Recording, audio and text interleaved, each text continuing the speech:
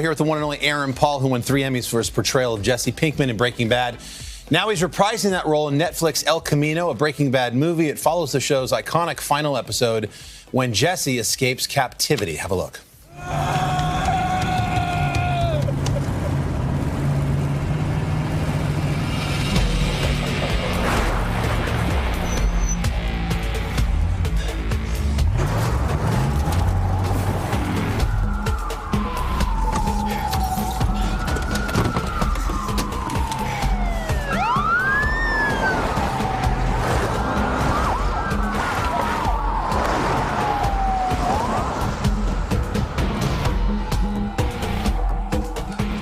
Aaron Paul, good to see you, brother. Yeah, great to see you. It's been a minute. Man. The last time we had a chance to chat, it was like season 1 of Breaking Bad. You and I got to sit down and talk about this character. It's been years. It's been too long. Yeah, it's great to see you, man. That first season of Breaking Bad, you were supposed to get killed off, Jesse Pinkman. Is that right? Yeah. He was supposed to just be kind of the tool to introduce Walt into the drug world, but they kept me around. Yeah, people loved your character and how you played it. You became sort of the moral compass of the show. And did Vince Gilligan just come to you at some point and say, hey, buddy, you're in this for the long haul now? Yeah, I didn't know that was the original plan, but towards the end of the first season, him and the writers were having lunch, and he told me, he goes, look, the plan was to kill you off at the end of the season. That's not going to happen anymore. Thank God. Oh, my God, we were only on, episode 6. I go, well, when is it going to happen? It's going to happen soon? But it kept me around, yeah. So the movie's fantastic. When I watched it yesterday, the first thing I did is I actually went to YouTube because it had been a hot minute since I had seen the final scene of Breaking Bad. For anybody who hasn't gone to Netflix yet and pressed play, what do they need to remember about we know that Jesse's with the Brotherhood. He escapes the torture of that. Yeah, he's been held in captivity for, probably about 5 months and just being tortured endlessly every day. There's Skinny Pete. He goes to see Badger and Skinny Pete. Yes. The first logical place for Pinkman to go. Right. I mean, those are his, ride or die best friends, and they kind of save him in a big way. You're in every single frame of this movie. You play this character so well. Thank you, man. It's incredible. I was watching, Aaron Rodgers last weekend. Had a perfect passer rating for the first time ever in Green Bay history. He got the game ball. Never happened before. I mean, perfection. I was thinking about you as Jesse Pinkman. You deserve the perfect Pinkman passer rating. You had 3 Emmys. Comparing me to Rodgers? 3 That's Emmys, amazing, man. 5 seasons. You hold the movie. Yeah. Do you want to be Pinkman for life, or is it like now you want the excitement of a new role? I feel so blessed to have Pinkman a part of my life in a big way. But yeah, it's always nice to kind of venture off and do different things, and that's what I'm doing. So it's good. When they came to you with the role for the movie, what were your first thoughts? Shocked. It's been a long time. At this time, it had been 3 years since the show had ended.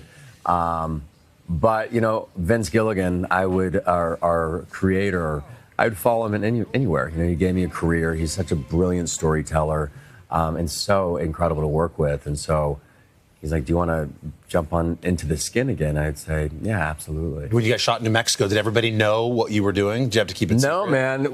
We kept this entire thing a secret from beginning to end. I was shocked that people just bought all of my lies in New Mexico. They would ask me, what are you doing here? And I would say, I'm doing this little indie passion project. And they're like, oh, cool, good luck with that. They just left that at that. Yeah, and that was it. Is it safe to talk about the diner scene in the middle of now? Can we let that out or not? Maybe. It's been out. It's been out. You guys should see it. There's I'm down. There's some spoilers, but yeah.